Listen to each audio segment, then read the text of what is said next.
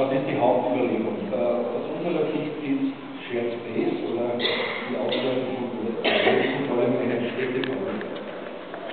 Wir haben bei Shared Space, das wurde vorher sehr gut erklärt, was die Grundsätze von Shared Space sind. Es geht dabei darum, sozusagen die Koexistenz im Straßenraum zwischen den Verkehrsteilnehmern zu ermöglichen, zu fördern, statt der Verkehrsregelung sozusagen soziale Interaktion zu fördern. Und das muss im Wesentlichen erreicht werden durch eine überzeugende Gestaltung des Platzraums. Der Platz muss sozusagen sprechen und den Verkehrsteilnehmern signalisieren, du bist ein Bereich, wo du Rücksicht zu nehmen hast und wo du als Kraftfahrer deine Geschwindigkeit deutlich zu reduzieren hast, im Sinne von David von gestern vom Vortrag im Plenum, die nennt uns Speed Bumps sozusagen, sollen der Verkehrsteilnehmer auch durch die Platzgestaltung bilden.